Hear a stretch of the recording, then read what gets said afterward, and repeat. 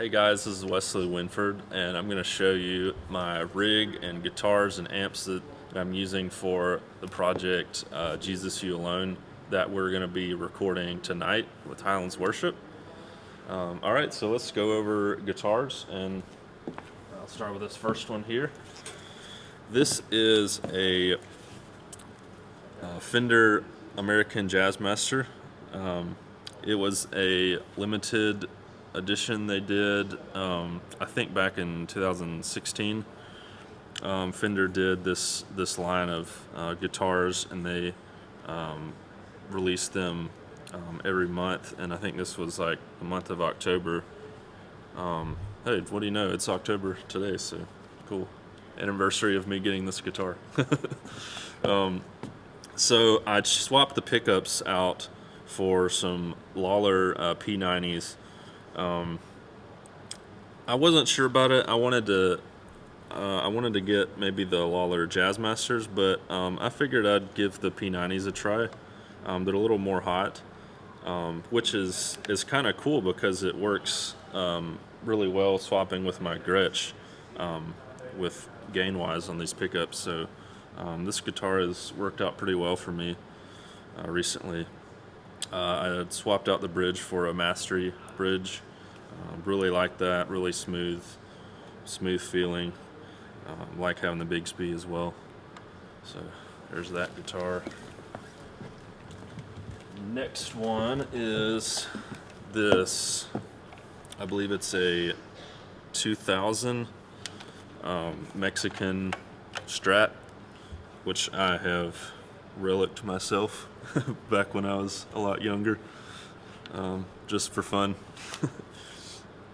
Only modifications I've done to this is change the pickups out for Eric Johnson pickups. A buddy of mine sold these to me, and I love them. They're awesome. They have definitely upgraded this Strat. Makes it sound a little better than just the stock pickups of Mexican Strat. So I've had this for a while, so I really like this guitar. Next is this Gretsch Anniversary. I've had this for a good bit as well. It's I love Gretsch. I love the hollow sound that they give. Love the pickups in them, the Filtertrons. I've got in this really thick sounding. I'll definitely use this on some more rock and roll songs that I use more gain on, but also these pickups clean up very well too, so I'm using this majority of the night for a lot of the songs. So let's go on to the pedal board. Alright, so first we're going into this JDI, it's a DI box. It's just splitting the signal, so the front of house guys can have a direct signal. If they're editing clips or whatever, it's easier to see a cleaner signal. Or if we wanted to reamp anything later, we could use that. So then splitting out of here, we're going to my pedal board, which is starts off with the Boss volume pedal. I've recently switched to this, and I'm really liking it. It's I've had Ernie Ball pedals in the past, and tired of the string breaking and whatnot, or either the pot going bad, and I really like it. It's a little bit smaller, and I've got a really big foot, but I've learned how to deal with it. I really like the mechanics inside of this. It just feels great. And then out of that, I really go into this Mastermind switcher here, and all my pedals are hooked into the Mastermind PVC, and it allows me to make presets of all the sections of the songs, or at least that's the way that I'm doing it. There's different kind of ways you can approach this sort of setup. It has a an editor software that you can use on your Mac or PC, and that's what I do for all my songs. Whenever we do a new song, I'll go and I'll make some new patches and just figure out the settings that I want for that specific song. You can flip between like loops if you want to see what pedals you've got on. I made it super easy and printed off pictures off of Google of all the pedals that the pictures of pedals, because it's just easier for my brain to comprehend what's going on, like when I'm flipping into loop mode, so I can see, oh, I'm on the intro to this song. All I've got on is, these 3 pedals. And then I swap to the next part, and actually I have the same pedals on, but I swapped delay presets. So that's really helpful. And then I can, bank up to the next song and select it. And you hear that clicking, it's sending tap information to the memory man here. And that's just because it's an analog pedal, and so it's sending the, tap tempo to that. And I keep this guy mainly on 8th note delay.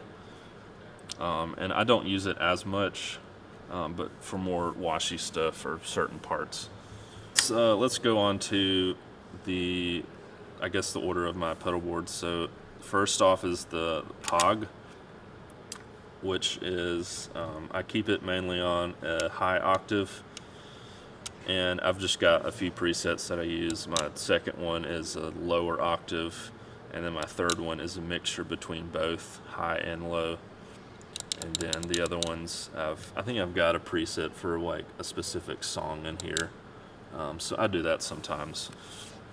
And the next is the Cali 76 compressor. I recently got this not too long ago, really liking it. It's a little more subtle compressor. It's not as noisy as some other ones, which I really like, and have had kind of issues in the past of noisy pickups, and so that's why I went with this. Next is the Klon Centaur. This is an actual real Klon that I got several years ago as a gift, and really thankful for it. It's my main drive pedal. I keep it on most of the time, and it's really like my tone shaper. It's very responsive to gain and treble. As you turn one knob, it does several different things, and EQs are changing. So sometimes I'll mess with this with my foot during a song, for the treble, and also when I swap guitars, I'm also changing that. So then next we have Sparkle Drive. I've had that for a while. It's like my second stage. I'll stomp that on along with the Klein to get a little more grit. And then next is Del Mar. Love this pedal. I love how it has bass and treble control, so I can kind of shape the tone of that more with per guitar. That's kind of like my third stage. My third stage would be probably that by itself, and then if I want extra, and I can stack that or whatnot, or even stack all 3 and get a lot of gain. I do that sometimes. And then next is my Rat. This is a reissue. I think it's called the Whiteface reissue of the older like 80s or 90s Rats. I love it. It's smaller. It sounds very close to the older Rats. That's just a really intense type of sound. I use it more for like single, like low E string parts. I don't use it as much as like chords or whatever. Sometimes though. And then next we have all of my wet effects. So we've got the M5. Use that for lots of modulations and like a chorus and vibrato, and a few songs I use it a filter on, like the beginning of one of the songs we're doing tonight. I'm filtering up my sound as we go into the intro. And I use this expression pedal that's hooked up to here, to this guy, and move that along. And like for one of the songs, I use a chorus on, and I'll use the wheel to change the mix of my chorus. Really cool thing to have. And then for timeline, it's just my main delay pedal. I use, all my presets I've got saved in here. Recently went to like doing just simple, presets like dotted 8th, 16th. I used to do patch changes or make a patch for every song, but then I ran out of space on the timeline, so I had to keep it simple. And the cool thing about the Mastermind is you can tell it to send MIDI information to change the mix, the repeats, anything in this pedal. So that just kind of opened up a whole nother door for me to be able to use this pedal and to keep the presets simple on it. And then, I use this expression knob to have it mapped to the mix knob mainly. If I want more delay, more mix, I can just roll it with my foot. And then Big Sky, the same thing. I map the mix to this expression pedal. And I use my Big Sky a little differently than the timeline. Instead of doing, presets for every song, or mostly, then I just have like basic 3 presets that I use for a lot of songs. Hall, Cloud is my main one. I love that. Love the sound that Strymon has created for that, for the Cloud. And then Bloom I use a few times, and got a spring setting, shimmer, different type stuff. Short Hall, I have a short Cloud setting too. Just basic stuff. So around 6 or so presets for that guy. All right, so the last pedal in my chain is this Goodwood Audio output, and you can't really see it because I've got Velcro over it and my little trusty pick little thing here. But they made this pedal several years ago, and the funny thing was it came about me talking to one of the guys at Goodwood about wanting this something, a setup to where I can run either stereo or mono. And what do you know? A few years later, they actually built it, and I bought it. So glad they did that. So basically, out of my Mastermind, I run into this left and right. And if you want to run 1 amp in mono, all you have to do is literally unplug it, and and it sums everything to mono. So that's super helpful. But tonight I'm running stereo, so leave it plugged in, and then right and left, and it goes into this SGI, and the 1/4 inch does, and then XLR back to the amps. So that's pretty much it for the pedal board.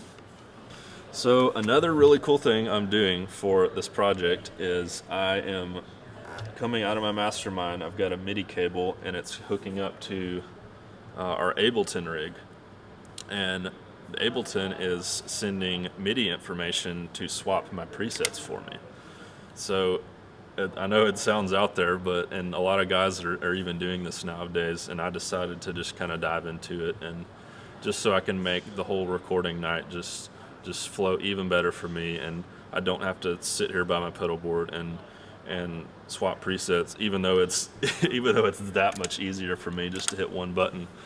But I can really just kind of interact with the band and just play my parts without anything getting in the way or any distractions. So, all right, let's go check out the amps. So back here are the amp cabinets, and we had these built by a guy that's a really nice guy that goes to our church, and he did an incredible job. I don't even know how he did all this. It's so high tech looking. It's awesome. They work really well. For this recording, I'm actually using both of these for myself. I know it sounds kind of selfish, but So I normally run, like, whenever I'm the only guitar player from like maybe a motion night or something, I'll typically run this setup. So I was already set up for it. Um, so amps I'm using are two Vox AC30s, and they are the British ones. This is a 93, and no, sorry, this is a 95, and this one is a 93. Um, I love them. They're great amps. I've had them for several years. I'm running them in. I'm running my signal in true stereo, so I'm sending out effects through each one of these amps. So like a left and right setup. And I'm running the normal channel for both of these. Um, I'll go back and forth from the Brilliant and the normal channel. Um, I like the normal a little bit better. It's a little more warmer sounding. Um, so mics we're using for this recording is just Shure 57, and I know it sounds like you typically wouldn't use that, but our front of house engineer is that's what he wants, and he's making it work, and he's a pro, so I trust him. And then we've got the Royer in the back on the other speaker, and they kind of blend all those mics however they want to with either broadcast or a front of house. So typically I wouldn't run 2 amp setup like on a Sunday morning. I would just run this top cabinet would be like our EG2 position, and then our EG1 position would be in here, and we would run mono for our typical Sunday setups. So that's pretty much it for the amps. We're running the SGI boxes, come back through here, and they're everything's patched through these little patch bays up there. Got all the mic lines and the SGIs running through there, so makes for a really clean setup. So, all right, that's pretty much it.